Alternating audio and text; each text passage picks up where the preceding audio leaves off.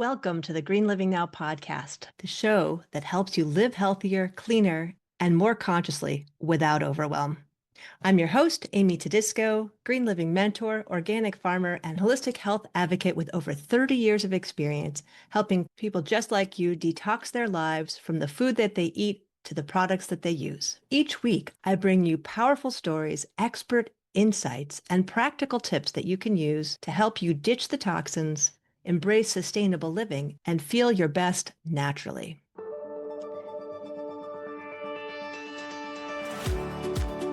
What if the key to your health, balance, and purpose wasn't something new, but something ancient?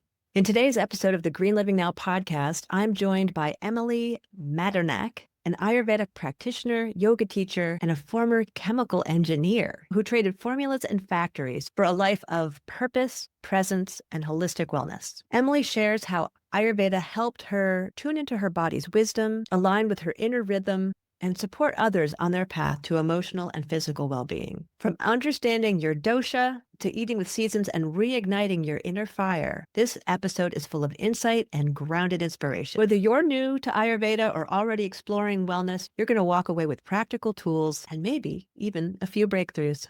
Well, let's get to it. Emily Manternach, welcome to the Green Living Now podcast. Thank you so much. I truly appreciate it, Amy. Oh, my pleasure. So why don't you tell us a little bit about who you are and how you got into doing what you're doing? I like to call myself a self-actualist.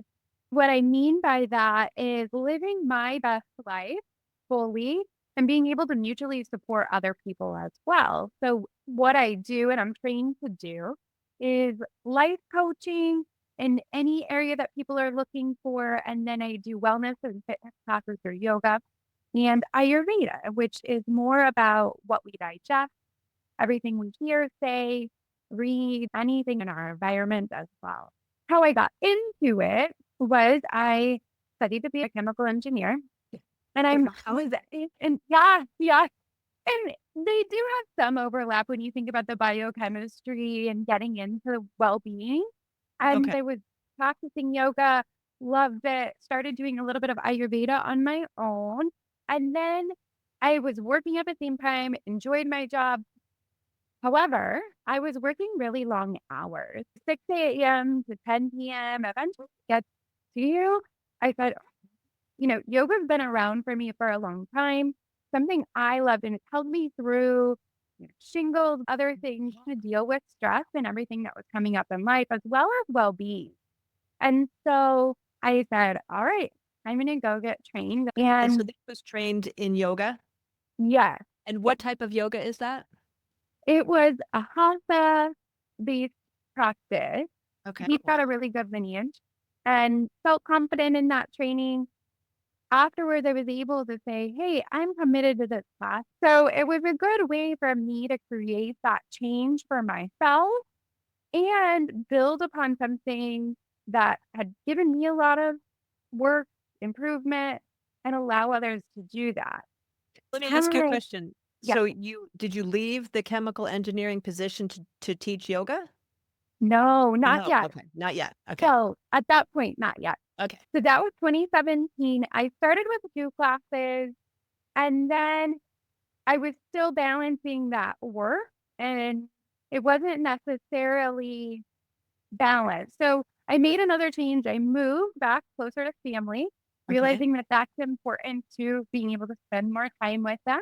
In And where is Texas, that you live? I live in Illinois, but my family is in Iowa. It's about 3 hours. Oh, At the time, I transitioned through the company and I started teaching a little bit more in Illinois. And then all of a sudden, I was teaching 6 classes or more a week, and things kept progressing.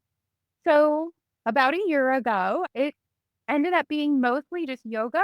And the life coaching is something I've been doing the whole time. And I realized the certification was going to support when I was working with employees as a supervisor. I was looking at people as a whole and teaching them gratitude. I haven't heard of anyone else yet who's put the safety committee to writing gratitude letters and things like wow. that as That's a way to kind of generate that in the culture. It was like, okay, this is the right fit to where I'm at today. Yeah. which is doing just those things full time. The Ayurveda came in a couple of years ago when I had students coming and asking, when we're on the mat, we have emotional, mental, physical experiences and Sure. spiritual. And so people were asking about different things. Okay, what about this? Or what about this? And I would share the little bits that I had had and that I'd been practicing through my Dietary or routine. However, I knew there was more. And so sometimes I would get these questions that I'd be researching on the internet. And I thought, it would be great to have the skills and knowledge to be certified to teach that. So Yeah. I got my certification in Ayurveda to do the wellness and nutrition part of it. Oh, There nice. are therapies too where, Yeah, I've played with some of those. We actually have an Ayurvedic health center that's not too far from where I live, and I got some treatments there. And I've been fascinated by Ayurveda for years, particularly the dietary parts of it. And, paying attention to the doshas, I've used different herbal products. Banyan Botanicals is the one that do you know that company? yes, yes. Yeah. Yeah, they seem to be pretty high quality. So, They but are that's so interesting too that you said you started getting questions from your yoga students. And so that's what kind of prompted you to take that next step, which I think is wonderful because it's really addressing the needs that are coming up for people. So that's pretty cool. yeah, exactly. I think that's how we do grow, right? When we're in that service. Yeah. So the self-actualization, we can feel whole. And when we're in service, I feel like if we're doing our purpose and brings us light, normally that's where we're fulfilling a need for ourselves and others. And that's our Yes, I think you're absolutely right. I mean, that's really how things started for me with the whole green living and holistic health path was not because I got sick like so many people that get into this, but because I had these awarenesses. I had a pretty cool background with my mom being into nutrition and my stepfather being a chef and learning how to cook at a really young age.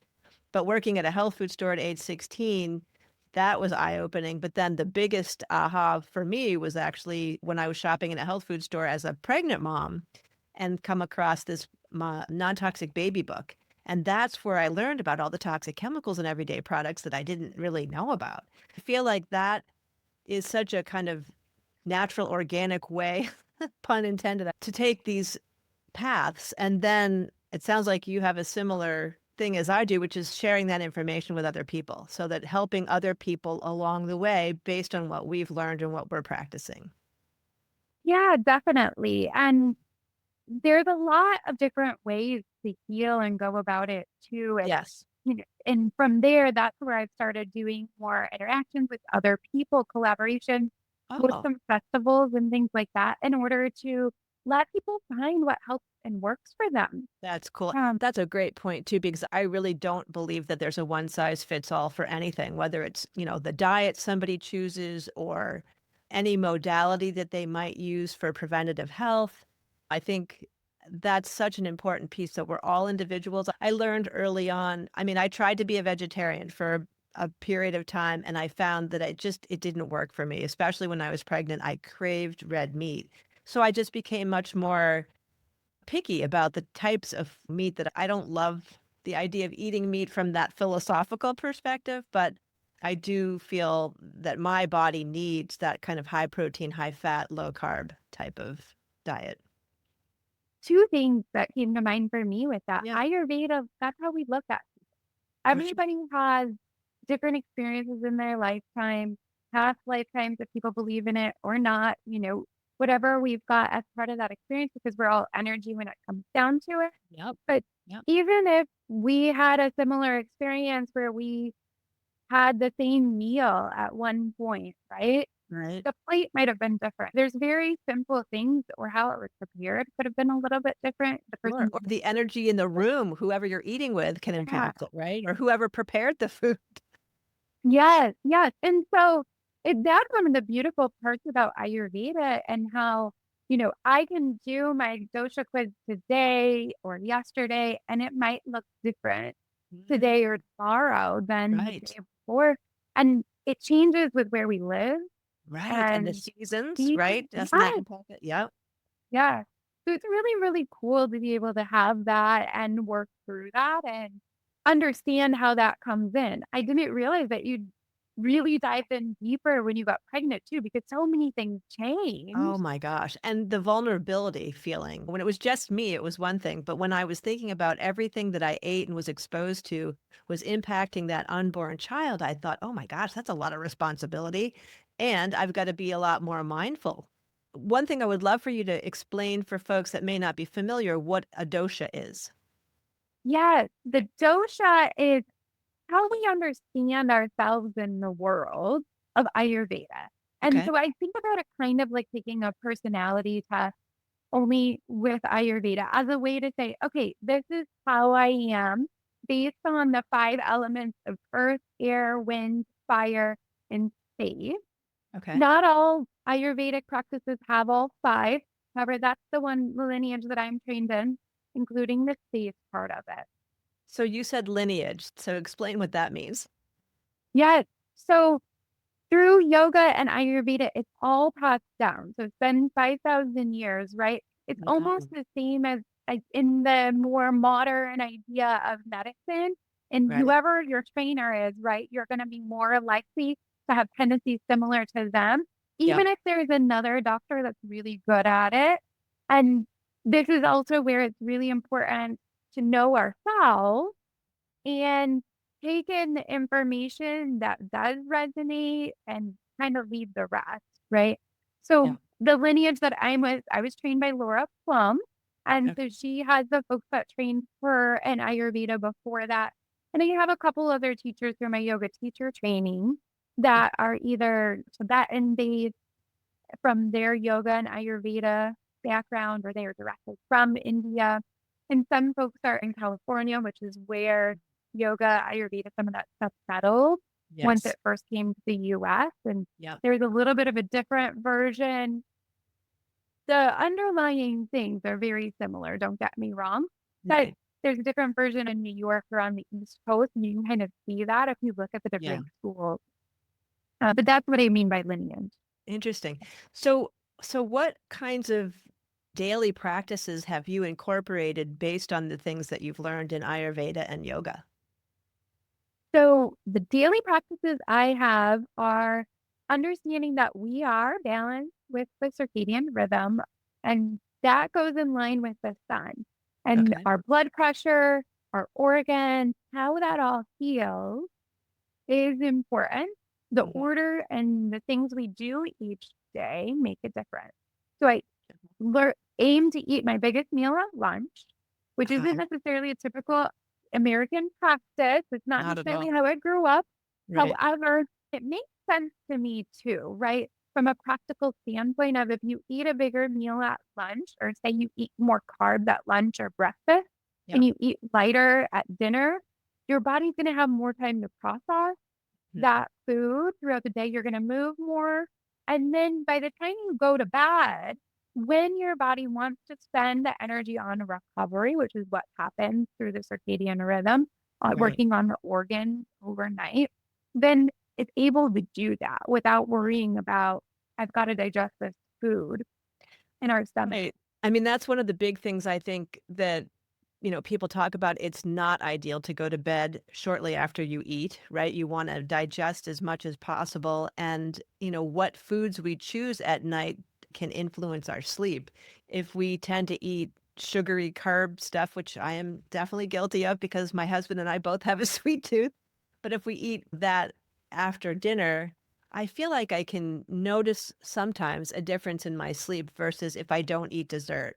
And even just whether I'm eating like a high protein, high fat, a lot of times we eat a lot of raw salads and, grass fed, grass finished beef or organic poultry or wild caught fish. And I can tell a difference in my energy. Have you had that experience of playing with different foods and kind of figuring out which ones your body likes the best? Yes, yes. So I went vegan when I went to college. Oh, wow. And then That must have been um, tricky. it was because my parents, they weren't farmers themselves, but my grandparents were. And Oh, so the interesting. whole lineage was, you know, from a farm. So you Mhm, have the potatoes. animals there for you. Yeah. So it was a little bit different to learn and go through that and figure out, okay, here's how I get my protein.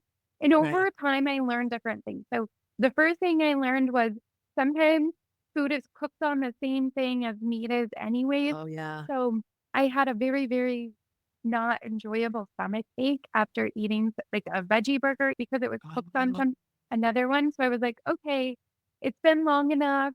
My stomach isn't able to handle it the same way anymore. It might not be a bad idea to periodically eat something because of how I grew up oh, and how interesting. my So there was grand almost a genetic background as far as the types of foods that your family would eat that you feel played a role in what might be best for you. Is that what you mean? exactly. It's the same concept of when you were pregnant, right? You're Yeah, already setting the bacteria and that's your right. mother set the bacteria in you. So Yes. that all gets passed down. Right. And so we've got to be aware of that when we Right. do look at what we're eating. And that's another reason why it's so unique. Over time, I added fish back in and Okay. eggs Yeah. because I was so active running, biking, doing races, things like that, Oh, wow. that I was finding my body, I was tight. Yeah. Yeah. And No, that's exactly what I felt just mhm, even being a vegetarian. I have always said that I don't think I could handle being vegan because I'd be so bored with the lack of food choices. And I totally get why people choose that path, but I just know for myself that it would not work for me. yeah, a lot of what I did to make it, because it was pretty simple, I felt the same way. So a lot of what I did, it was either you add spice, you Right. add some sort of sauce, or Okay. something like that. That was my version of how do I have some more vegetarian food. And I don't like soy. I'm not a fan of tofu. I think fermented soy, as long as it's organic, that seems to be okay. But even my husband, he had a wife who used to make a lot of tofu, and apparently he had a really bad reaction to it. He described it as though it was cats scratching inside of his stomach trying to get out. And I thought, oh God, no, thank you. That sounds awful. Yeah. Yeah. Yes. I'm not a huge soy fan either. Depending on the cycle for a woman, I do think sometimes it can be good because it has natural estrogen in it. Right, and that's the other thing, like that phytoestrogen, that's where it can be also problematic for women because that phytoestrogen is binding with our estrogen receptors, and so that's where it can be problematic as far as sometimes playing a role in breast cancer, I've read, and so you have to be kinda careful about how much of it you're eating and be sure that you're eating the organic, certified organic, because otherwise it's gonna be genetically modified and, have glyphosate residues and all that kind of nasty stuff. Yeah, definitely. And there's been studies lately too, which I have not experienced, but I have read about around menopause. And Okay. so as the body changes again, it's another good time to look at what food sources give estrogen and how to put that all out too. Yeah, that's Because a good point. I have worked with someone and it was helpful for Mm, them to add that soy back in. So when I was like, oh no, we're not going to do soy. And then we worked through and we're like, oh, okay, maybe we should do a little bit. This is that individual part of it again. absolutely. It's how it feels. Right. Now, if I eat meat, especially later in the day, I do feel that heavy feeling, especially Interesting. before bed. And I've done some of the work on myself around insulin and spikes and what's happening with my glucose. And so vata does sometimes need a little bit of meat, the vata dosha, because Yes. it's sweet. And it sounds kind of weird to think of meat as sweet, Yeah, it is but weird. it is classified as sweet. Yeah. Mm. And so it does ground us, right? Right, It's from something moving on the earth, right. touching the ground for the most part. It's raised Bird. in a healthy pasture-based setting. Yes. Yes, yes. But that's why it is heavier and it's grounding and it's Right. more of a sweet, heavy, like water. There are some really, really light, moist chocolate cake, for example. However, Yes, there is. it's still heavy when you eat it. And all balance out to, especially for people who are pregnant, there's been studies too about the placenta being much more rich in iron, and that's important.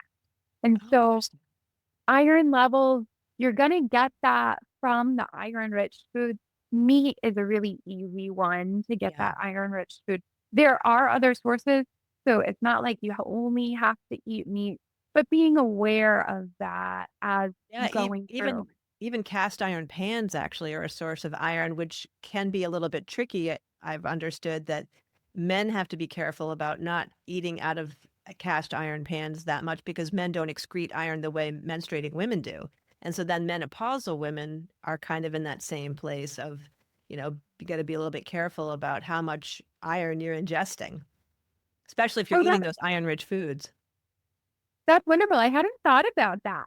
I Yeah. normally think about it as it's coated and you don't have to worry about it. But Yeah, no, it definitely gets into our food. And so it can be a good thing, but it also can be an over active amount of iron. I don't think yeah, that's the way, but yeah. What are you finding that your clients are asking about the most as far as Ayurveda? What are some of the things that you're finding the most common types of questions that you're answering?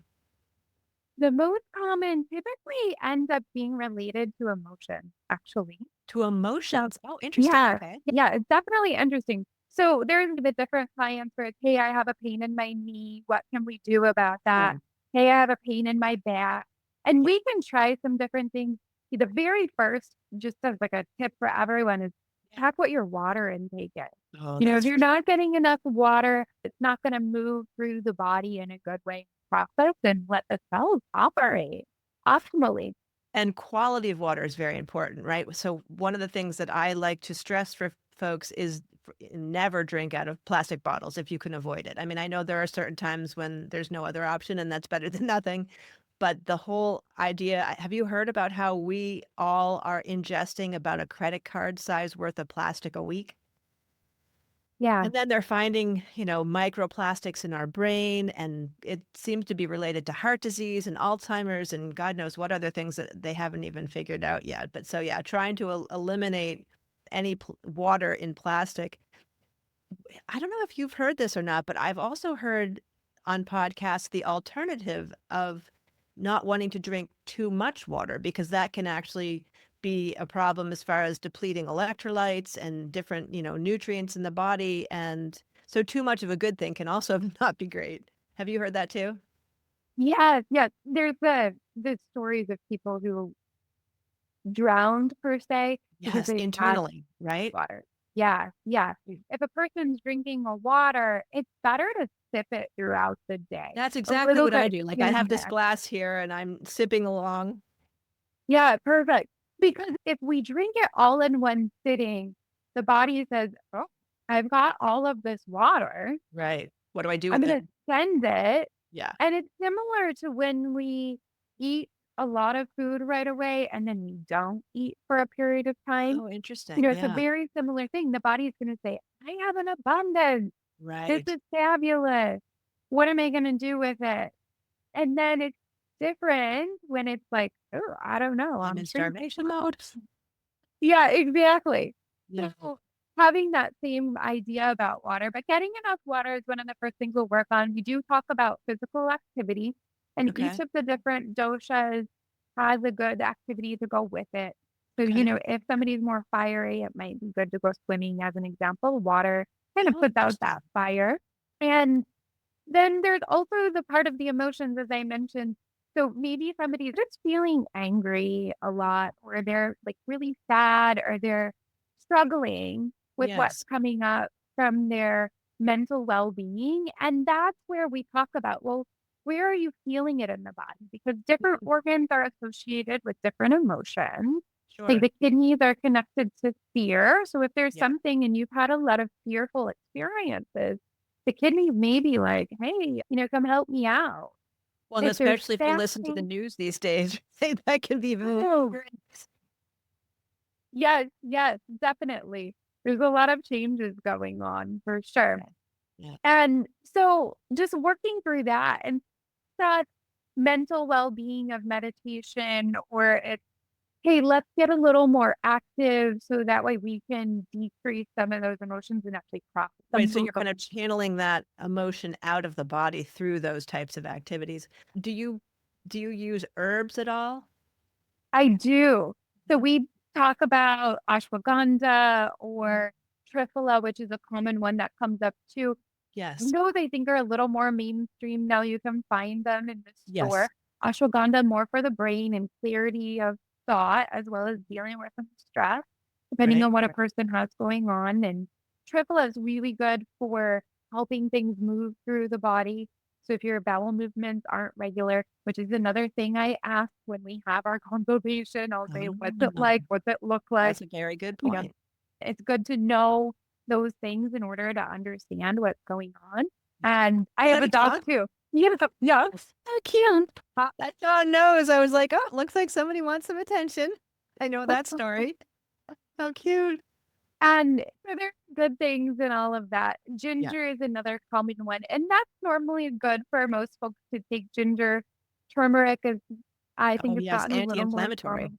I Mhm. actually make a homemade, well, sometimes balsamic vinaigrette type of dressing, maple balsamic, but I've actually been using, fresh ground ginger. And then I switch sometimes to apple cider vinegar instead of the balsamic because I feel like apple cider vinegar has some really good qualities to it.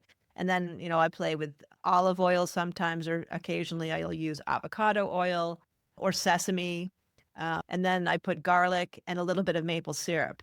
And I balance that sweet salt flavor. I don't really measure out the ingredients that much because it's so funny. I do these farm tours on our organic farm in the summer season. And I've had people tell me that they love the salad dressing so much and that I should start selling it as a product. And I love that feedback, but I also don't have any desire to start producing large quantities of salad dressing. But I do think that there is so much that herbs and things like ginger, like you're talking about, turmeric, we throw that in our scrambled eggs even. And I know with turmeric, one of the things that's important is it has to have black pepper along with a fat, right? To be as effective. Yeah, yeah.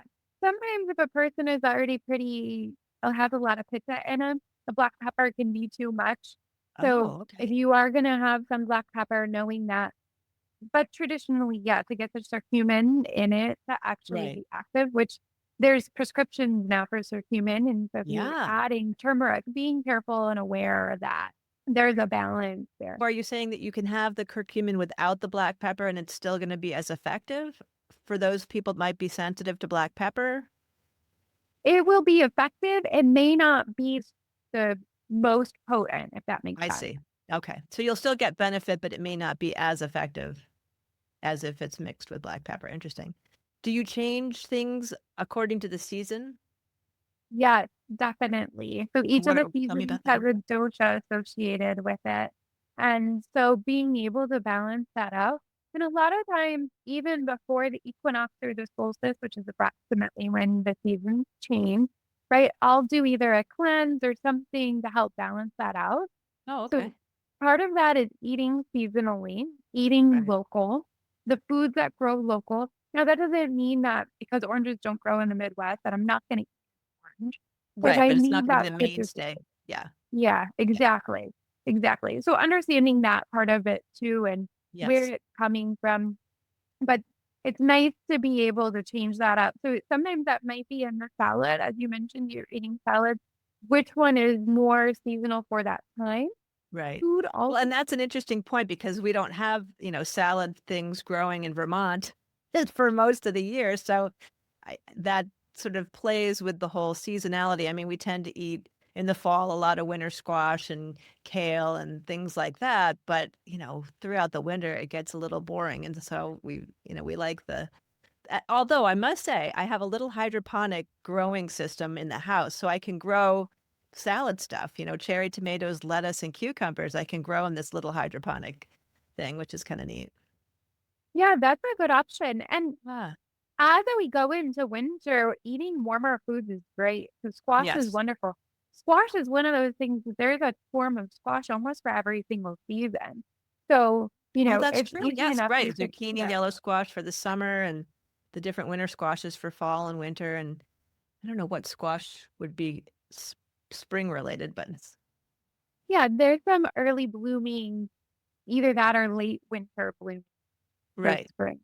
Yeah. Right, and especially if you preserve, your squash. So we actually ended up getting a freeze dryer because freeze drying is amazing. It makes that food shelf stable for 25 years and it maintains the highest amount of nutrients of any of the ways that you can, preserve food. Our favorite winter squash is delicata. Do you know that one with the green stripes and yellow flesh? Or actually the flesh is kind of orange when you open it up. But we freeze dried a whole bunch of that, and it was really cool to have that over the winter.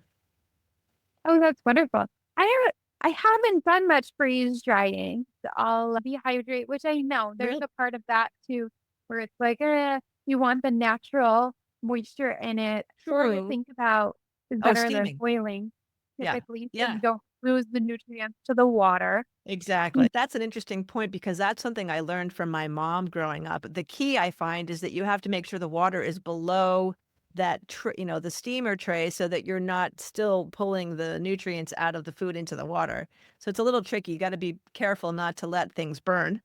No, you can't let that sit on the stove for too long without paying attention to it.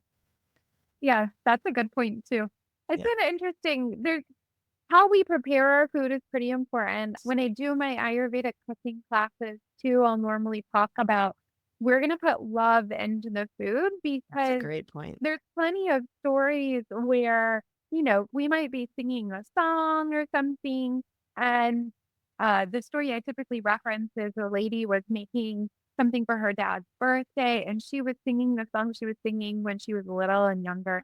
So she packaged it up, shipped it to him. And immediately as he was eating it, that's what came to his mind. And Wow. So so, he really felt that energy, even though it had been transported to him. That's yeah, beautiful. yeah, it's amazing. And so I think about that when I'm cooking, right? If I'm cooking and I'm rushed, I'm like, oh, I got to throw this in. All right, go Yeah. out the door, Yeah. whatever it is, you know, that's the energy in my body. And so my Sure. body's like, okay, rush, you Yeah, know? exactly. So the And food is going to maintain a little bit of that rushed energy feeling. I mean, I know that most people don't cook from scratch the way that I learned to do from a really young age.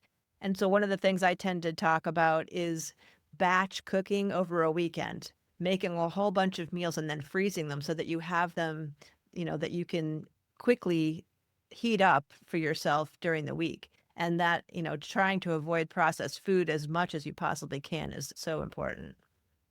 I'm so aligned with that. Yeah, real food is better. And Totally. an American version of Ayurveda, because Ayurveda would say cook every meal right at that moment, put the energy in, so it's as fresh Exactly. as possible. Yep. And even if you think about the energy when you freeze it, it's going to have some sort of cooling effect in the Yep. body when Yep. you heat it back up. However, we've got to be able to balance and live. That's And, right. if it's going to be more stressful to do that cooking, then it's better to have the energy in it when you make it Agreed. and Because refresh that. because what's the alternative, right? If somebody's buying packaged food or buying takeout, that's some other energy and, a lot of ingredients they probably don't want in that food anyway. So I think you're right. I think the word balance is the key here, is that, looking at what your lifestyle is like. If it was you when you were working in the chemical engineering world and, a lot of people work many hours. I mean, we tend to overwork sometimes too, especially my husband on the organic farm.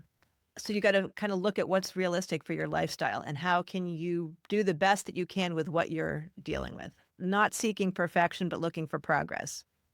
Yeah, exactly. And that's where even on a simple version, the hydroponics during the winter, right? Right, Our exactly. area and where we're living has an impact. It's not like you're gonna Yes. not eat salad because you can't grow it during. Right, right, exactly. We don't have to be so strict and restrictive. I know you have a dosha quiz on is it your website, correct? Yeah. That we'll put a link to in the show notes. What is your website address for folks that might be listening? Yes, my website is www.m as in Mary and then body, N as in Nancy, mindyoga.com.